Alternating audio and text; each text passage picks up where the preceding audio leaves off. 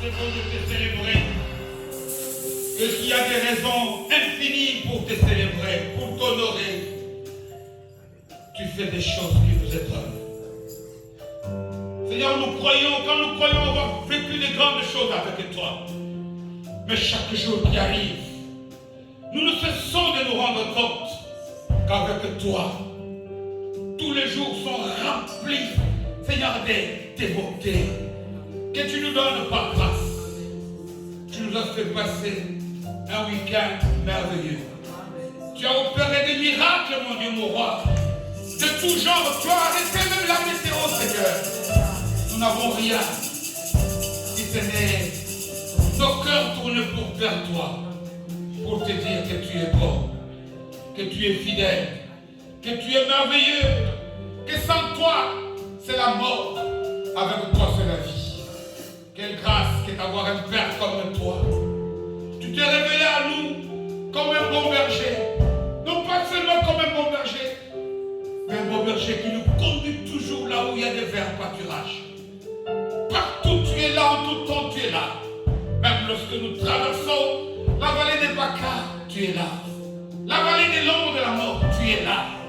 Tu nous rassures toujours par ta droite triomphante. Seigneur, nous te disons de tout cœur, merci. Merci grand roi. Merci à toi qui es assis sur le trône des gloires.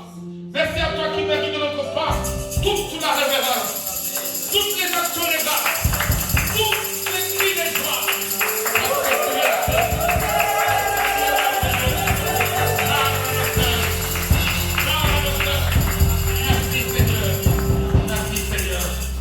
Bientôt nous allons entendre ta voix nous dire ainsi dit l'Éternel. Alors nous te disons, voici nos cœurs. Parle-nous. Au nom de Jésus, nous avons prié. Amen. Éphésiens chapitre 6. Nous partageons donc sur le vrai combat du chrétien. Le véritable combat que tout chrétien doit combattre. Quel est-il? Quelle est sa nature? Qu'est-ce qu'on doit faire? Et pourquoi ce combat? Je lis la parole de Dieu. 6e chapitre, nous lisons à partir du verset 10e.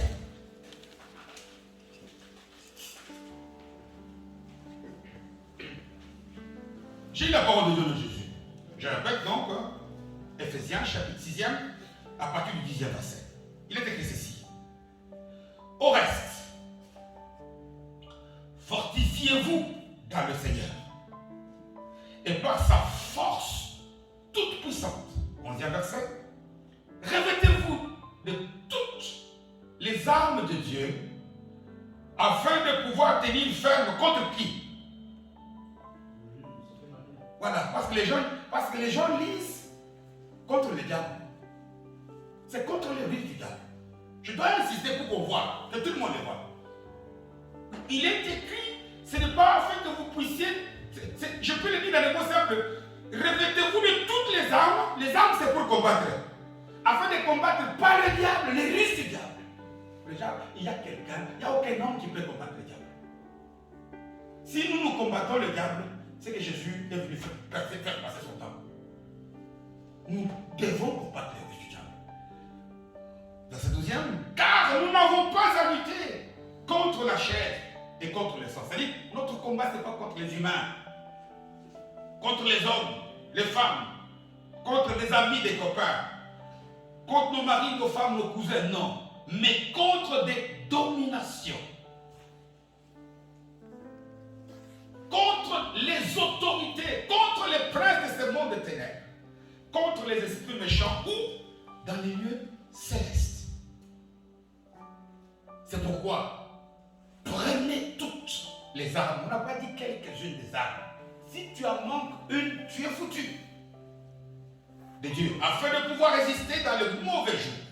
Parce que le mauvais jour arrive, et il arrivera toujours. Et tenez ferme, après avoir tout surmonté. Verset 14e, tenez donc ferme, ayez à vos reins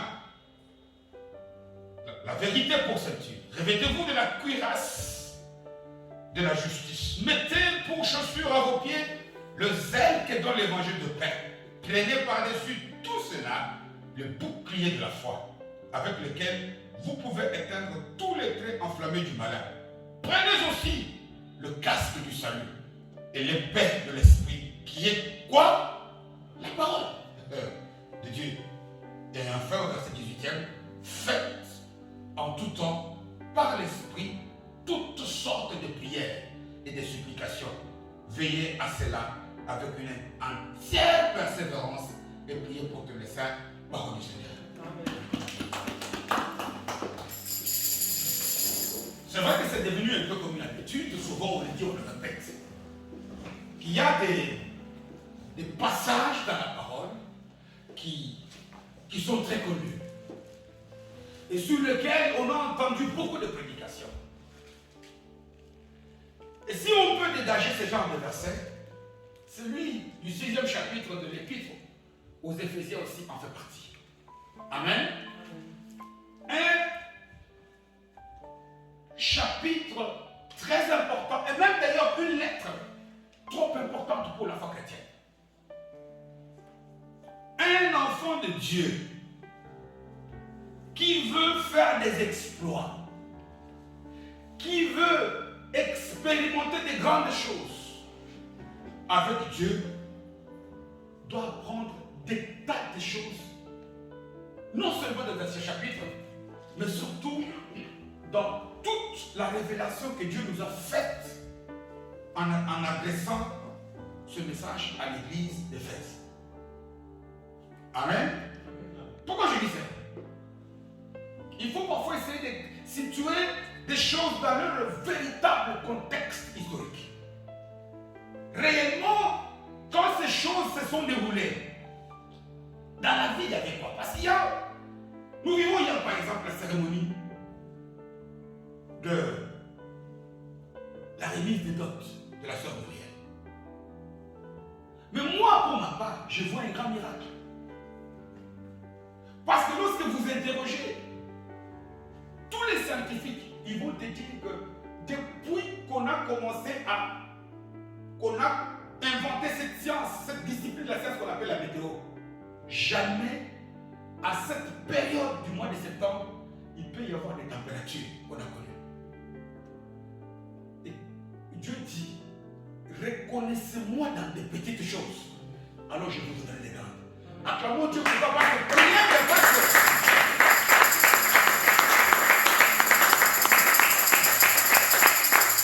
Amen. Parce qu'il savait que dans un petit coin perdu dans la terre, il y a mes enfants. Je veux faire ce que j'ai fait avec Élie, où j'ai arrêté la pluie. Il a arrêté la pluie. Vous savez qu'il y a eu, notamment en France, si vous regardez les informations, hier, notamment je pense dans le sud de la France, des pluies torrentielles. Il y a des fleuves qui sont sortis de leur lit. Il y a des arbres énormes qui ont été déracinés. Mais à Aïnatel, il a dit, je veux mettre plus que l'été. Amen. Amen.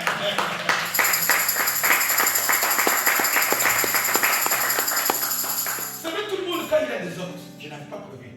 Mais c'est parce que nous devons être, Dieu nous dit d'être reconnaissants. Amen. Il y a des choses, parfois nous on pense que quand tu avais le cancer et que tu es guéri, c'est le miracle. Oui, ça peut aussi être un miracle. Mais un miracle, il y a aussi des païens qui sont guéris des cancers. Un miracle, c'est quelque chose que Dieu ne fait que pour ses enfants et qui sont de l'ordinaire. Comme la météo comme ça. Ça, les païens ne peuvent pas connaître. Amen. Ça, non. Un cancer peut être considéré comme un miracle quand la manière dont il a été guéri est une manière qui est différente dont les païens sont guéris. Amen. Et regardez tout ça. Imaginez-vous qu'il y avait même pas de pluie. Qu'il faisait un tout petit peu, peut-être moins de 20 degrés. Même si nous avons reçu plus que ce qu'on avait prévu. Mais comme ils étaient là, on devait les recevoir, n'est-ce pas? Mais Dieu a fait qu'on puisse les recevoir, qu'ils repartent heureux. Amen. C'est ça Dieu. Amen. Amen. Nous devons aimer Dieu. Et c'est la même chose aussi. Pourquoi je dis cet exemple? C'est pourquoi? Parce que quand on connaît les circonstances telles qui se passent, on comprend bien l'histoire des choses. Lorsque, dans la vie de tous les jours, l'apôtre Paul écrit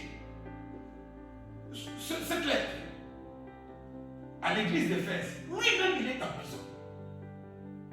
Et il n'adresse pas cette lettre à n'importe qui. L'église d'Éphèse, de toutes les églises des assemblées citées dans la Bible, et l'église de Colosse sont, lorsque nous lisons la littérature des théologiens, les églises les plus matures. Amen. On ne l'imagine pas. Lis, par exemple, rien que quand il commence à rédiger, quand il les salue, il dit au chapitre 1er, il bénit Dieu il les appelle des saints. il les appelle, on peut le voir. Chapitre 1er, tu peux m'aider, chapitre 1er, il dit, comme avec Corona, on ne peut pas mettre les doigts à la bouche, on va parfois souffrir pour ouvrir les feuilles de la Bible. Il dit, pour l'apôtre de Jésus, par la volonté de Dieu, aux saints, à Éphèse et aux fidèles. Donc c'était des gens. Quand le Saint-Esprit souffle à cet homme de dire saint, c'est que c'était des véritables chrétiens. Et il les appelle des gens fidèles. Lorsque tu regardes même plus loin, quand il les bénit, il dit, vous avez été bénis de toutes les bénédictions. Il dit, chapitre 2, verset 3e, vous avez été, verset 10e, vous avez été créés pour des bonnes œuvres. Si vous lisez, vous voyez que c'était on ne dit pas des choses comme ça à des gens qui n'étaient pas chrétiens. Amen. Comme il est lourd comme ça, lisez. D'ailleurs, dans ce chapitre, vous voyez que c'est le chapitre où il a plus utilisé le passé composé. Il dit, vous avez été comme ça. Vous avez été comme ça. Vous avez été, par exemple, méchant. Je donne un exemple. Ça vous dit qu'ils ne sont plus. Et plusieurs fois, c'est l'église où, c'est la lettre où tu dois comprendre, quand tu la lis dans son entièreté, comment doit être un chrétien. Si tu te dis, donc c'est ça, si tu veux savoir la longueur, tu prends le mètre, n'est-ce pas? Pour savoir, tiens, ça mesure 30 cm. Si tu veux savoir si tu es chrétien, pour te mesurer, compare ta vie par rapport aux chrétiens d'Éphèse. Tu vois comment ils étaient. Donc les choses dont on dit, vous avez été comme ça. Si toi tu les as encore, c'est que tu dois travailler. Parce que maintenant, vous voyez, on vous a dit, nous avons déjà lu ici il y a quelques semaines, je pense au chapitre 4e, vous avez été comme ça. Vous avez été comme ça. Mais ce qui est bizarre, des gens à qui il adresse des louanges comme ça. Quand il commence les passages qu'on vient de lire, il commence par leur dire, fortifiez-vous. On a lu ici, on a partagé ici, Dieu a donné les mêmes paroles à une personne. Josué, sois fort. Quand on dit, mais comment expliquer que des gens qui croient comme ça, on les encourage pour leur dire, croyez à la puissance de Dieu. Pourquoi? Parce que tu as beau être un bon chrétien. Tu as beau être fidèle de fidèle. Si tu n'es pas fort, tu ne vas pas les choses. Parce que dans la marche de tous les jours ici, nous allons être confrontés à quoi? À des luttes, à des batailles de tout genre. Dans nos familles, au travail, à l'école, et j'irai plus loin, même à l'église. Combien de gens ont fui leurs assemblées à cause des combats? Ah non, c'est voilà, on dit là, il a camaille. Non, je suis parti. Oh, quand tu viens même pour tenter de calmer, il te dit, mon frère, pasteur, si tu es venu pour autre chose, oui. Si c'est pour cette soeur-là, il ne parle pas. Mais tu sais que je suis venu pour ça. Pourquoi? Parce qu'il y a des combats. Une église forte, à Éphèse même, dans la ville d'Éphèse, il y avait une divinité ancienne qui s'appelait Diane. Donc, en d'autres termes, il y avait un occultisme terrible. Amen. Il y avait bien sûr des gens qui avaient la foi. Il y avait même Timothée lui-même, à qui il a adressé les deux lettres, qui était donc le pasteur de cette église d'ailleurs. Mais les occultistes là combattaient. Regardez un peu la situation au Congo. Aujourd'hui, les églises, c'est vide. Pourquoi? Parce que les gens pensent que pour avoir du bon travail, il faut aller vers l'occultisme. Il faut aller vers les féticheurs. Il faut aller vers les marabouts. C'est un combat auquel, à tel point que Timothée a souffert. Il y avait des gens qui avaient un bon cachet d'être de bons chrétiens. Des gens qui étaient des saints. Mais comme ils avaient les yeux qui regardaient à gauche, la Bible ne nous dit pas un peu, il y avait la magie. Dans les détails, quel genre de combat? Mais on peut se l'imaginer nous aussi un peu comment, on voit un peu comment est-ce que les gens, les occultistes, comment ils dévient des gens aujourd'hui. Combien de gens sont perdus et font un combat terrible. Tu vas quelque part, tu veux prier, tu vas voir que le diable va tout faire pour créer des situations à l'église pour que tu te dises, mais est-ce que l'église ici, est-ce que je suis avec mon assemblée? Amen. Amen. Ces gens voyaient des choses dans le physique. Ils voyaient, on ne sait pas quelle difficulté. Peut-être licenciés au travail, ça vient faire. Peut-être qu'ils attrapaient des maladies, des sorts, je n'en sais rien. La Bible ne le dit pas. À tel point même qu'à un moment donné, Paul devait même écrire au pasteur Timothée pour lui dire, non, tu ne dois pas lâcher. On t'a donné un esprit de force, tiens, fort. Si même le pasteur était atteint, imaginez-vous ce qu'était la situation des fidèles. Et ici, il leur dit, n'oubliez pas, parce qu'à un moment donné, c'est comme si ces gens, comme moi et toi aussi d'ailleurs, ils avaient oublié que même quand tu sers bien, même quand Dieu te présente, tu as vu mon serviteur, mais les combats, tant que Dieu sur cette terre, tu as. Amen. Le problème, ce n'est pas les combats. Le problème, ce n'est pas ce que tu vois. Voilà ce qu'il dit au verset 11e. Quand tu vois un bien-aimé qui t'insulte, qui t'a trahi, quand tu vois un collègue, quand tu vois toutes les injustices devant les humains, toi tu penses, tu souffres parce que tu penses que ce sont les humains là qui te font des problèmes. Voilà ce qu'il dit. Amen. Quand toi tu penses, quand il dit votre combat n'est pas contre la chair et le sang. C'est-à-dire que tu as en face de toi un humain qui te fait un problème. Mais le problème, ce n'est pas l'humain. L'humain, c'est peut-être celui que tu as vu, comme dans le jardin. Adam et Ève, vous avez vu qui? Ils avaient vu le serpent. Alors que derrière, il y avait un homme masqué invisible. On l'appelle l'agent de l'ombre. Amen. Amen. Il dit ici, vous n'avez pas à lutter contre la chair et le sang. Quand tu vois même quelqu'un de physique, tu dis, mais parce que tu dis ça, mais je vois quelqu'un qui, mais ce n'est pas cette personne. Il y a une personne derrière. Nous devons savoir, quel que soit ce que nous voyons, si nous ne savons pas ces choses, voilà pourquoi nous rentrons dans des cycles de problèmes qui ne terminent pas. Parce que nous sommes en train de lutter contre la chair et le sang. Alors que nous devons chercher à lutter. Vous allez aller dans d'autres assemblées aujourd'hui. Je ne critique pas, mais on a constaté. Des gens qui amènent des haches et des machettes. Aujourd'hui, ils terminent des cultes fatigués. Ils ont tellement fait 2 heures pour frapper le diable avec des machettes. N'est-ce pas?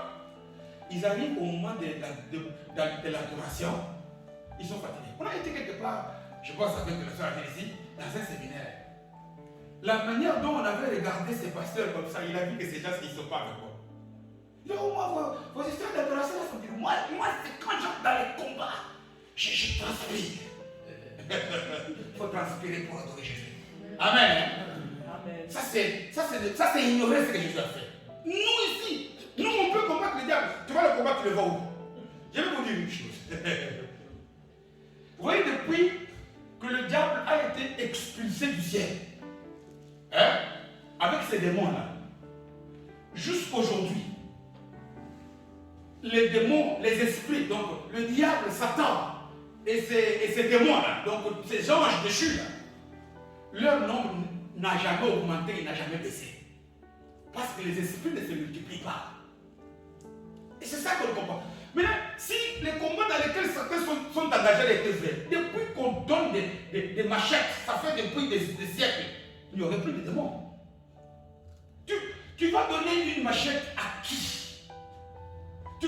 Voilà pourquoi nous devons chercher à faire des choses,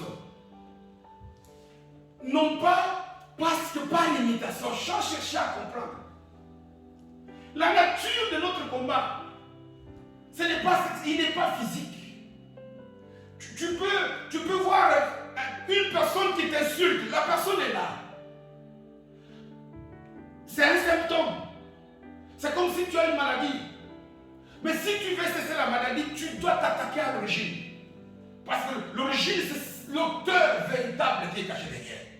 Et tant qu'on n'a jamais compris cette histoire, je vous dis que voilà pourquoi parfois il y a des divisions, il y a des divorces, il y a des gens qui ne s'entendent pas, des amis intimes qui disent non.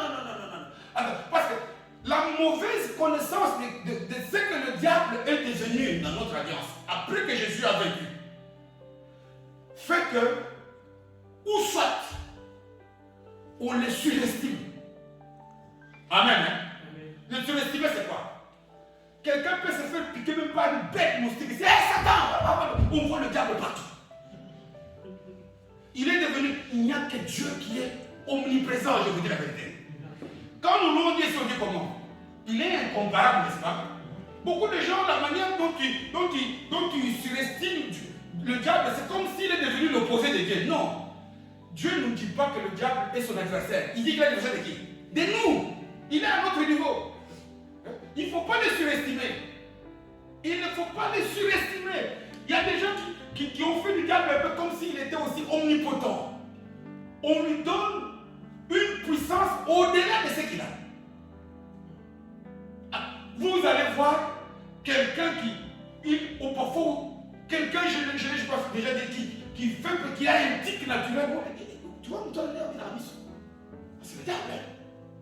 Parfois, le diable, s'il rentre ici, s'il passe par quelqu'un, mais on vous a dit qu'il passe par la vie, n'est-ce pas? Ça sera la personne que tous on va aimer. Amen.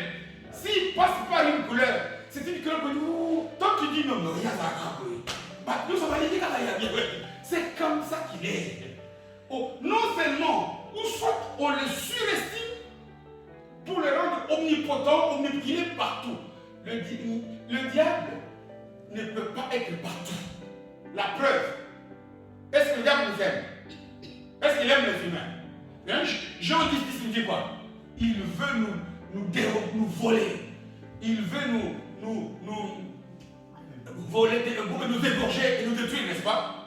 Mais pourquoi il ne le fait pas? C'est parce qu'il y a quelque chose qui fait que si c'était possible que le diable te tue, il ne veut pas. Pourquoi est-ce qu'on... Pierre 1 Pierre 5 il dit, nous avons un adversaire qui rôde comme qui? Mais il nous cherche. Comment il nous cherche alors qu'il ne nous aime pas? Pourquoi il ne frappe pas? C'est des choses sur lesquelles nous devons nous interroger. On ne doit pas surestimer le diable. Mais attention, on ne doit pas aussi les sous-estimer. Amen. On ne doit pas les sous-estimer. Pourquoi? Parce qu'ils passent par la ruse. Qui peut me expliquer ce que ça veut dire, la ruse? La ruse, dans des mots simples, c'est quoi? Ça voudrait dire que c'est un stratège hors pair. Lorsque lui, il opère quelque chose, c'est ça le principe.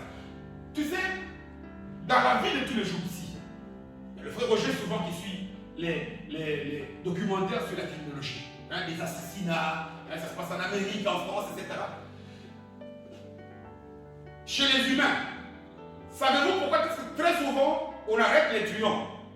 C'est parce qu'on dit que de tous les humains, le malfaiteur revient toujours sur son lieu de crime. Quelqu'un qui a tué quelque part, un jour il va revenir pour regarder, ça se passe comment? Il revient toujours. Mais le diable, quand il lui a opéré, même si ça a opéré, ça a réussi, il ne revient jamais. Il ne veut pas laisser des traces. Le diable, on voit son passage par le dégât qu'il a causé. Cette famille était bonne.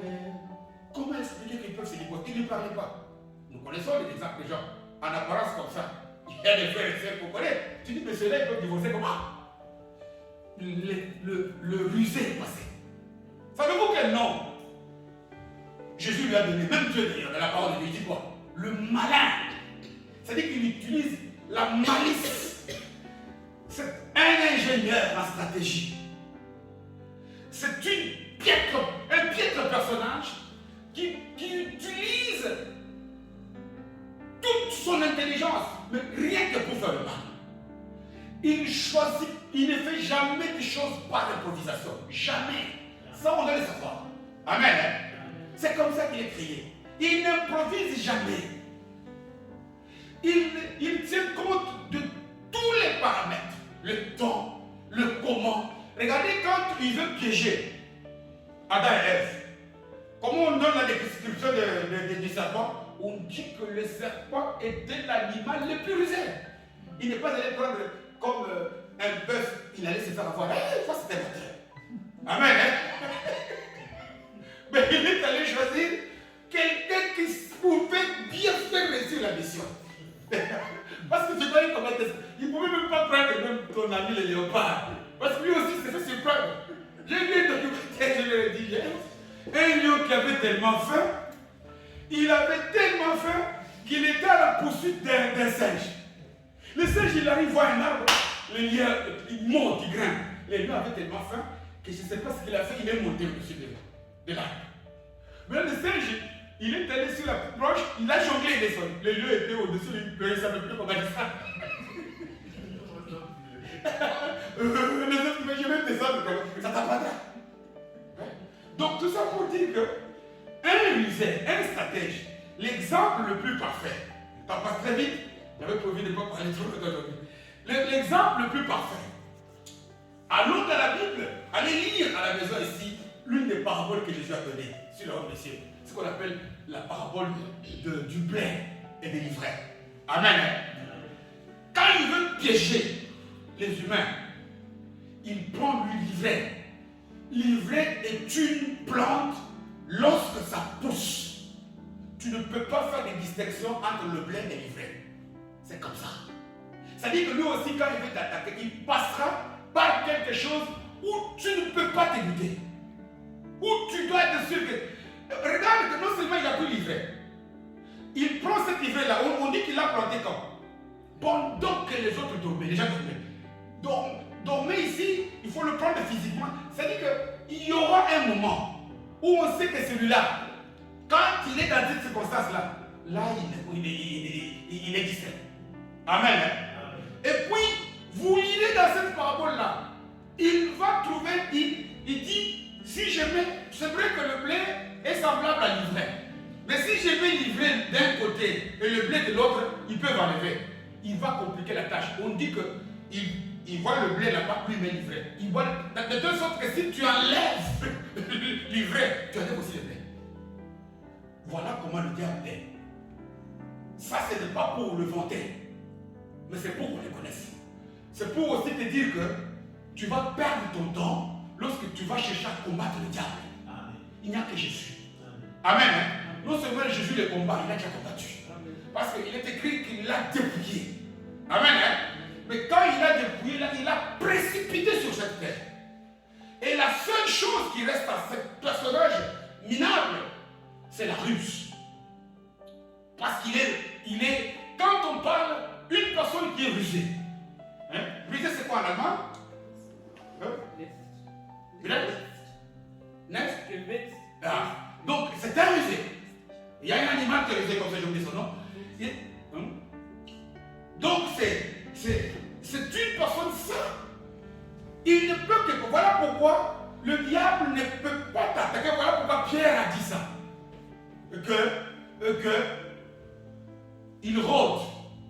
C'est-à-dire qu'il cherche à ce que, au moment où tu es distrait, il fasse passer une ruse. Mais celui qui va s'auto-attaquer, c'est toi-même.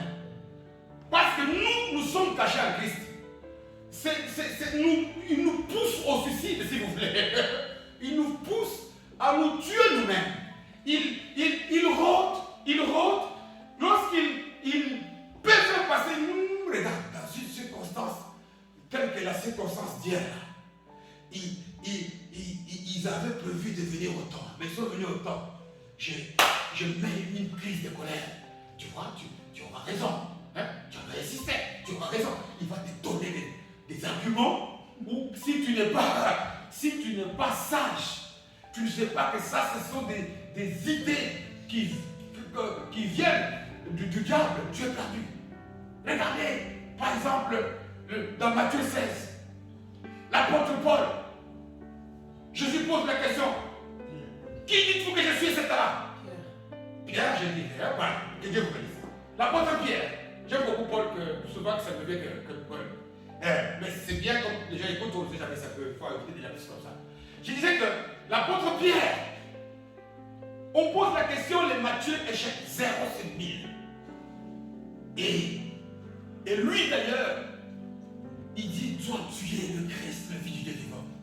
La manière dont tu l'as dit, c'est comme si Jésus a senti un peu d'orgueil. Il dit, stop, ton orgueil là, on te l'a soufflé. Amen. Hein? C'est le Saint-Esprit. Voilà pourquoi même quand tu es prédicateur, les gens disent, tu as donné un bon message. Sois simple, c'est le Saint-Esprit.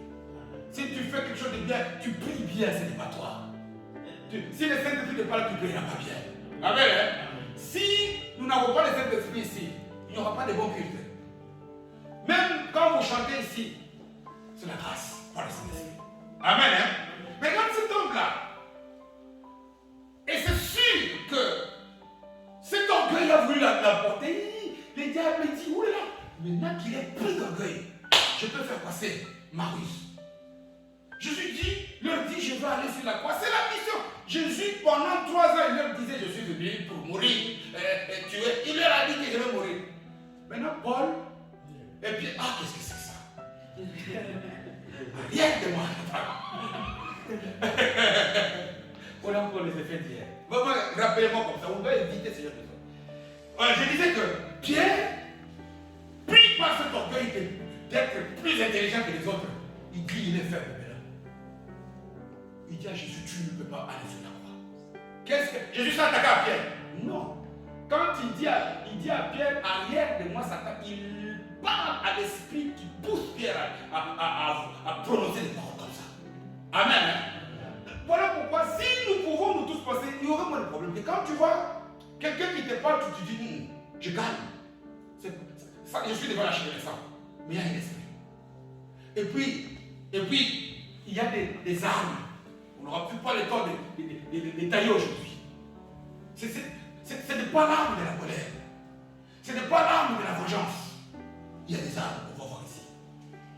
Il commence pour lui montrer. Donc, nous avons cet esprit minable, méchant, qui passe par des stratégies, par des formules compliquées. Il fait tout. Il est non seulement, quand il fait ça, il le pratique comme de l'art. C'est-à-dire qu'il manipule bien le mensonge. Il se dissimule très bien. J'ai commencé par nous dire ici que quelqu'un qui dit je vais combattre le diable, il dit tout sauf ce qui est écrit dans la Bible. Nous, on va combattre le diable. Il y a des choses qu'on a dit de lui faire. Nous, on le chasse. Nulle part dans la Bible, tu as vu Jésus dire à ces gens, allez, non. En mon nom, vous ferez quoi? Vous chasserez. Il dit, vous résisterez au diable, au roi du diable. Il dit, vous allez, il y a des choses qu'on doit faire, c'est peut-être pas le temps, j'ai pas envie de... Mais nous laissons ce que Jésus nous dit. Nous allons nous mettre à combattre le diable. Voilà pourquoi depuis qu'on le combat jusqu'à présent, nous menons des vies difficiles. Amen. Amen. Parce que quand quelqu'un passe par la ruse attaque d'abord quoi chez l'humain? Les pensées. Amen. Amen. La ruse, c'est quelqu'un qui vient par exemple pour te flatter. Il veut te flatter pour que tu lui donnes de l'argent. Mais il utilise la ruse pour te montrer qu'il est malade et qu'il est en très grande difficulté. L'acte physique que toi tu vas faire si tu tombes dans son piège, c'est lui donner l'argent. Mais avant de lui donner l'argent, sa ruse va d'abord te passer. Lui donner, vraiment, tu dois d'abord avoir pitié de lui. Hein? Vraiment, je dois l'aider. Donc, le champ de bataille, la chose la plus difficile que nous devons d'abord chercher, si nous voulons contrer les ruses de cet ennemi, c'est que nos pensées doivent être protégées. On doit faire des murailles plus que celles de Jéricho. Parce que nos pensées à nous, nos pensées sont comme des centrales téléphoniques. Quelqu'un qui veut te pousser à faire un acte physique dans le bien ou dans le mal, il va d'abord chercher à corrompre tes pensées. Les pensées sont comme les centraux téléphoniques qui reçoivent tous les coups de fil, maintenant qui vont le dispatcher au numéro véritable. Quand par exemple ta pensée reçoit des choses qui font que ça te donne la colère, n'est-ce pas? Alors à ce moment-là, il active peut-être les réponses méchantes ou les coups. Ah ben, mais le coup n'a pas été, comment dirais-je, aidé par la personne. C'est tes pensées à toi qui ont d'abord été affectées par la ruse. Voilà pourquoi d'ailleurs l'apôtre Paul, cette fois-ci, le véritable, quand il écrit à l'église de Corinthe, 2 Corinthiens, il faut noter cela des passages, parce qu'on n'a pas le temps de projeter tout sur l'écran. 2 Corinthiens chapitre 10e, à partir de cette 3e, 4e, comme ça. Il nous dit que le diable, quand il utilise sa stratégie là, il veut d'abord bâtir dans nos pensées, 1, des forteresses, 2, des raisonnements, 3, c'est quoi? J'ai noté des raisonnements de hauteur. Amen. C'est quoi une forteresse? Définie comme pas la forteresse physique qu'on voit des grandes bâtisses. Une forteresse, il y a des idées qui sont ancrées dans des têtes des gens ici. Vous savez, de nous tous ici, je vais vous poser la question, vous allez douter.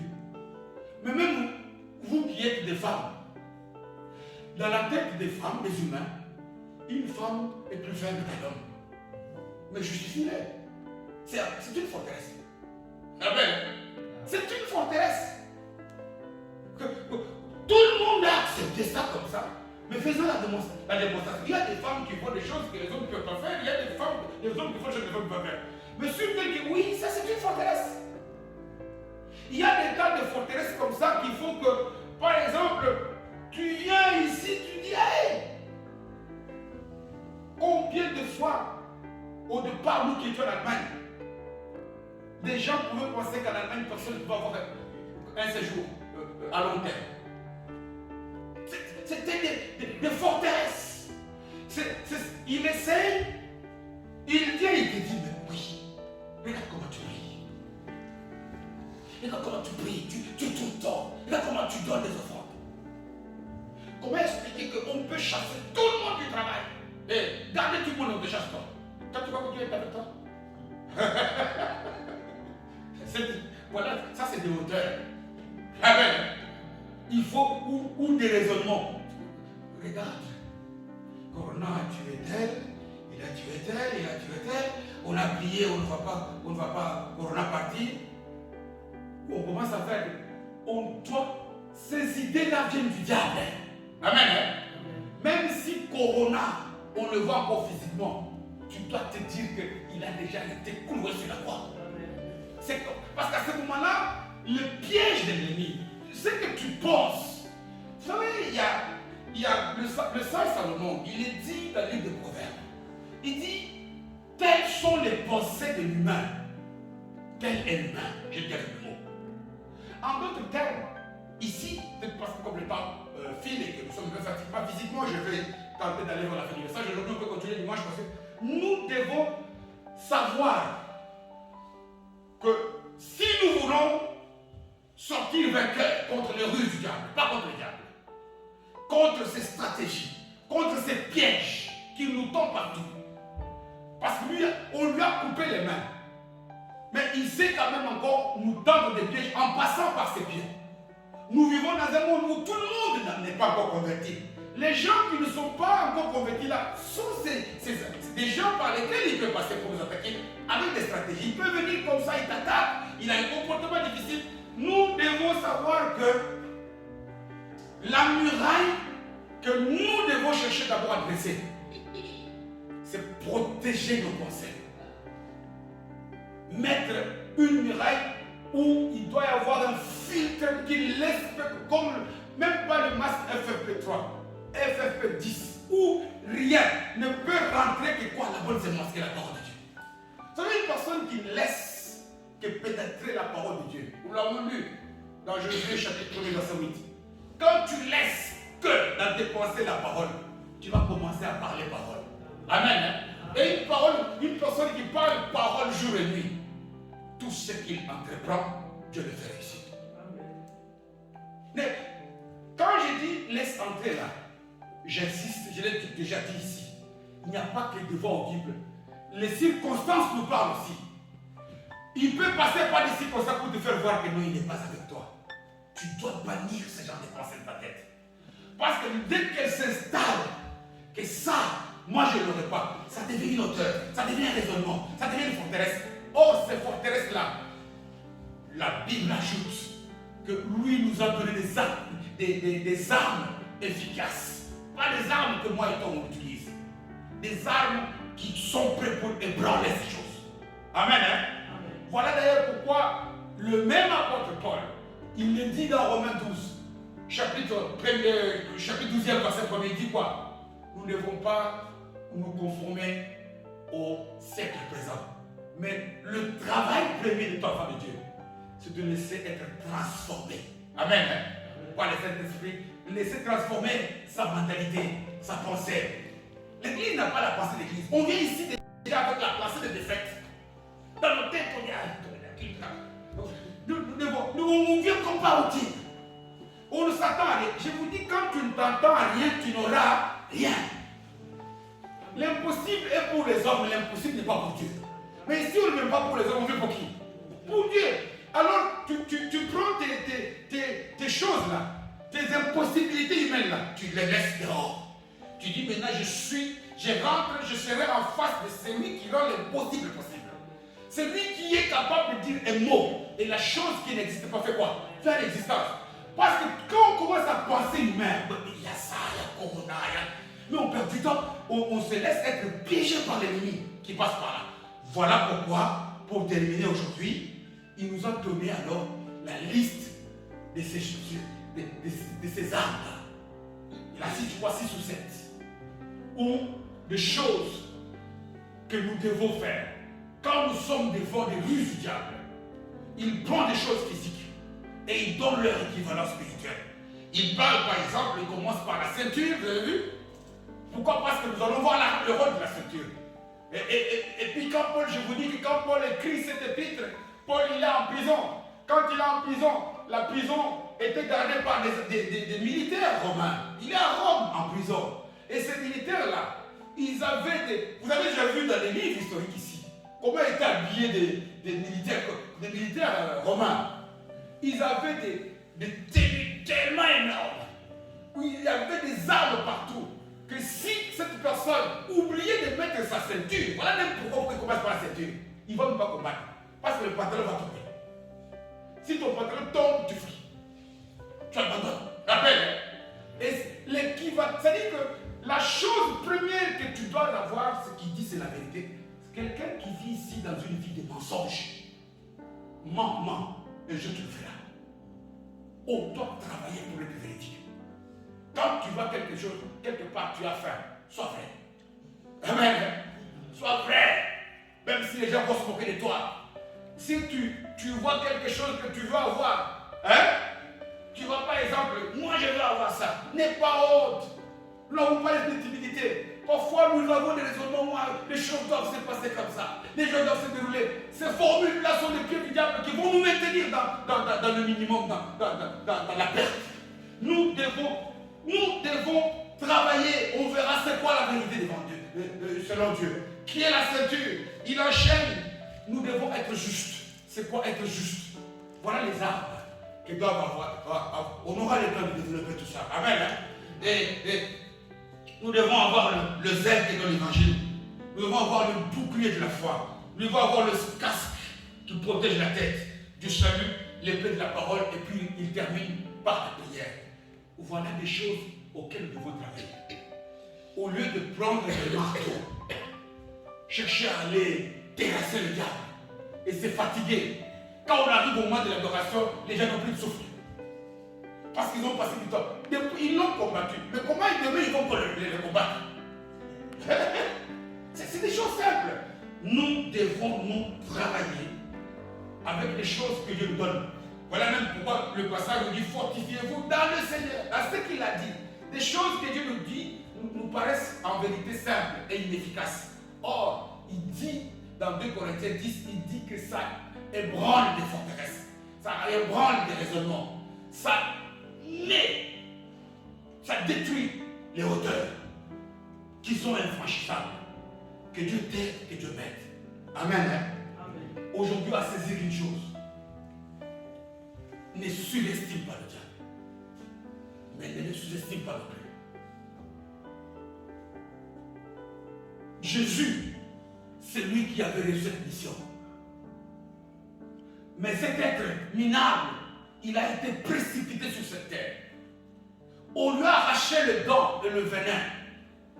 Maintenant, comme le monde est sous sa puissance, comme le dit l'apôtre Jean, il cherche à nous manipuler comme il est malin, par des ruses. Et il nous oppose entre nous. Il oppose, il passe par des circonstances pour insuffler la dépassée. Tu as vu ça? Toi, tu n'auras jamais ça. Tu as vu ça? C'est que Dieu ne t'aime pas. Tu as vu ça? Tu vois que nous allons commencer à servir Dieu par l'habitude. Amen. Hein? Amen. Que toute personne qui vient ici, d'abord qu'il amène beaucoup de soif pour dire je vais l'impossible de Dieu. Que Dieu bénisse.